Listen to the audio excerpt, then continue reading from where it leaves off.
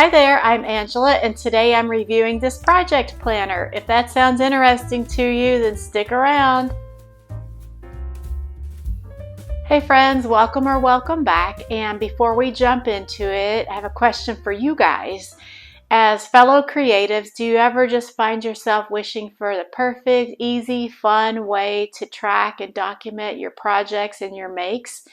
You might find this helpful. I hope that you do. And just to let you know up front, I did purchase this planner. This video is not sponsored in any way at all. And just a little bit of background about my own use of project planners and such, and then we will jump into it. So for several years now, I've used an electronic system to document my sewing projects and makes, and that's worked pretty well. But by and large, I am a die-hard paper planner person. I love paper planners.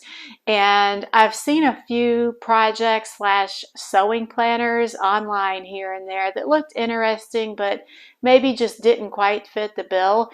And then when I saw this one, I thought that one looks like it might be just right. This was designed and produced by Katie Ford of Katie Makes Stuff.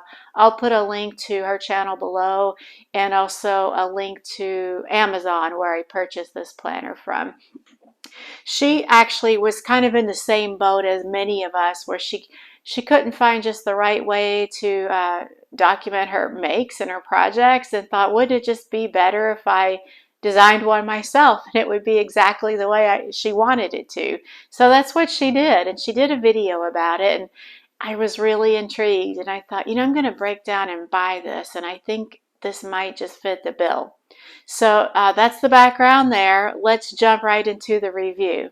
So as I mentioned, I did purchase this through Amazon. As far as I know, that is like the only way that you can purchase. I think maybe Katie uses the Amazon printing services to print these. So they are printed on demand, which meant that I didn't get it like the next day, even though I'm a Prime member. So it took maybe a couple of weeks. I'll get the exact time frame and I'll put it like in text up here on the screen, but it wasn't terrible, and I'm pretty sure that I got it sooner than it was promised, so that's good. And we will start with the cover. So it is hardcover, which you can maybe see, and it's like a soft matte black color with pink writing. It says Project Planner, and then in couple of the corners there's some pink, pale pink and white flowers. You might not care about that level of detail, and you can of course visually see that it has those things. And then the back cover looks like this. So opening it up, you got your blank end page there, and then it just jumps right into the project pages. It doesn't have like a title page or like copyright, the date that it was first designed, or anything like that.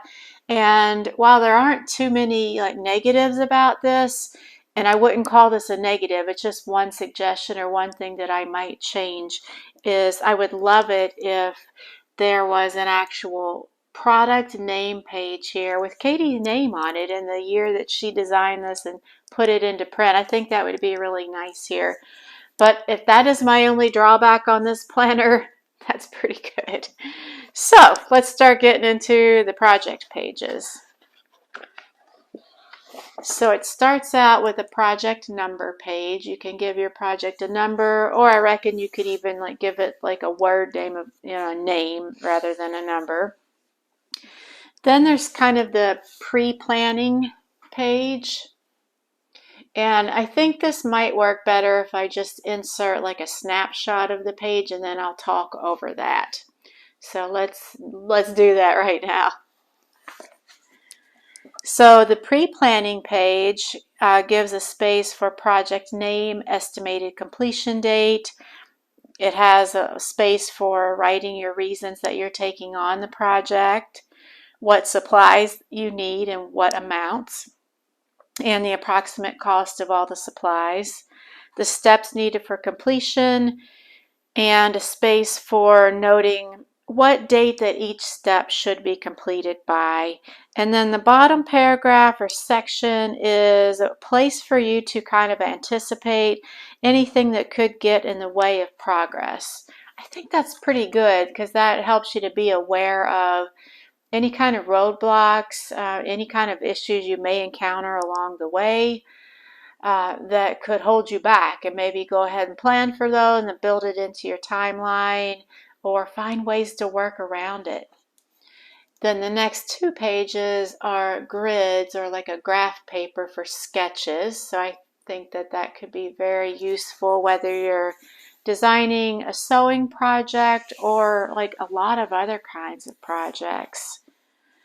So there's 2 pages of that, and then there are 2 pages for important notes. I think that that's very, very useful. And when I use my electronic system, I find myself keeping notes in there for pretty much every project that I make, whether it was the size of the pattern that I cut, any adjustments that I made, was the fabric hard to work with, anything like that. So now when I start using this paper planner, I'll still have a place for those notes. And then the last page for each project is a reflection page. So again, this page has a lot on it, so I'm just going to insert a still photograph of it and kind of talk over it in more detail about each section. If you'll note at the top of the page, there's a space for actual completion date, what your general thoughts were about the project, what did I do well, what I need to improve, what the biggest lessons were, and what I'm grateful for. I thought that was really good. And the hardest thing about this project was, I feel like that's a good space for us to kind of give kudos to ourselves. If maybe we learned a new technique that was really hard, or maybe the first time we put in a zipper or did buttonholes or anything like that. And then the last section is how can next time be better? That's also very good because there's lessons learned with almost any project that we do. So I thought that was pretty good too, because there's almost like with every project, lessons learned or how can I do it better next time, unless it's something that we've made, like a tried and true that we've made so many times that we know it by heart. We've already perfected it. We don't need to make it any better than it is. And then I thought it was really cute that she put a little star rating for difficulty. You guys can see that. Yeah. And then the next page, we're flipping on to the next project. As you can see, I haven't started using this yet, and the reason why is that I'm a little torn on how I want to start using it. So meaning that, do I want to start my first project in this planner with the current project that I have in progress now, which is my blue and pink flowery dress that's kind of stalled still, another day, another time, or being kind of like a little bit, not OCD, but a little bit particular about things sometimes. I'm kind of thinking I might start this at the beginning of 2022. So to put my very first project of this year as project number 1 in my planner. So that would kind of mean like backfilling it a little bit. I know that's a little bit, maybe a little over the top picky, but so I'm kind of still torn on how to, like the completist. Yes, I'm a completist. So the completist in me wants to start this at the beginning of the year. So what are you guys' thoughts? What would you guys do? What will you do if you end up ordering this planner or any other kind of a project planner? And like I mentioned before, I think I mentioned at the beginning, this is not specifically geared towards sewing projects, but it was designed by someone whose big hobby is sewing. So, but you could use it for pretty much any kind of a project. I really like that about it. So I did not mention the actual paper that is included in this planner. It seems like pretty high quality paper. Since I haven't used it yet, I don't know how well it would stand up to like a felt tip pen, a gel pen, a Sharpie, or like a fine liner, or if you should just stick to pencil and ballpoint. As I start using it, though, I'll provide updates on that. It does seem like good quality paper, but I didn't think that it was especially like heavy. So I would be very careful about using any kind of writing instrument that could bleed through. So just a little word about that. So what do I love most about the planner?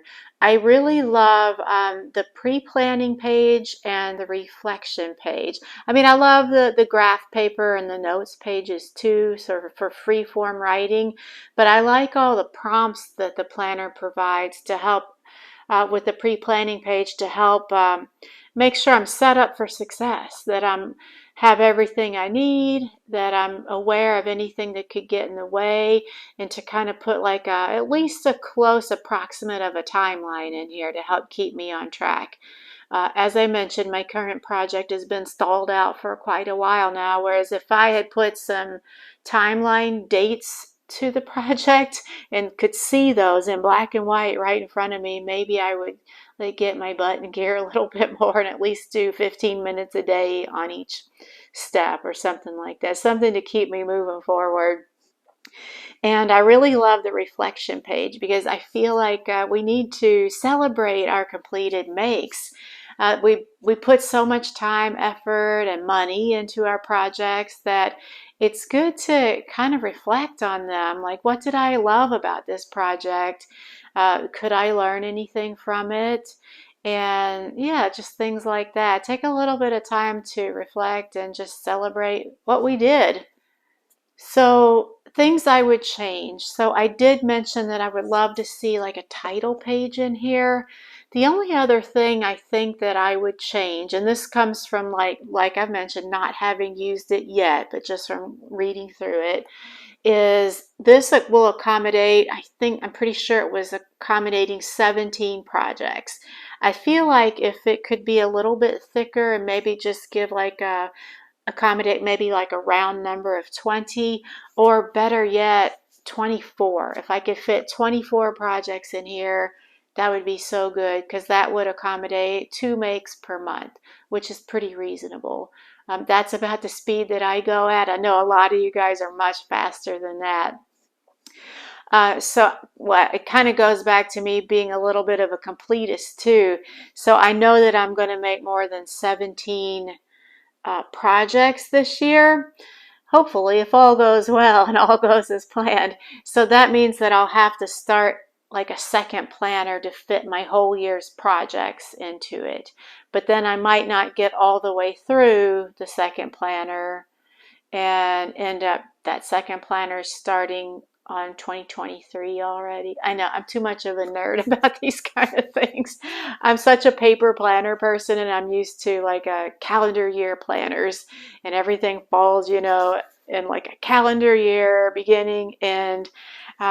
So I think a few more projects in like space for a few more projects would be very good. Those are minor, those are very, very minor details. It's not a big deal. I think I'm really going to love this planner. And as I start using it, I'll definitely keep you guys updated on how it's going as I'm actually using the thing and how functional it is. If I run into any issues, which I don't anticipate that I will. So I hope that that was helpful for you guys. And like I mentioned, I bought this on my own, so it's not a sponsored video. So I don't stand to gain anything if you guys, purchase this planner. I'm just hoping that you might find it helpful. Plus, I'm just so jazzed about it that I couldn't keep it to myself. So how do you guys document your projects? Do you document them and track them at all? Do you use paper or electronic, or are you way more carefree and relaxed than I am and you say to heck with documenting, let's just make. Nobody needs to document anything. Let's just do the thing. I'm kind of envious of that. I'm such like a historian, like track everything and document. For many, many years in my professional life, that's what I did. So it's kind of ingrained into me to like track everything, and documentation is so important. So I'm kind of a little bit I look to all the more carefree, relaxed souls out there with a little bit of like awe. Like, oh yeah, that would be very nice and free to live like that. On the other hand, it is really nice to look back and see your accomplishments all like laid out right there. And also with paper, this just occurred to me that I can't do with my electronic system. I could put actual swatches of the fabric in here. I could just tape it or staple it right to the graph paper or the notes paper. So yeah, there's that. How nice would that be? So let me know your thoughts and what kind of system do you guys use? And that's all I have for you today. Again, hope you found it helpful. And I will see you this weekend for Friday Sews. Until then, bye.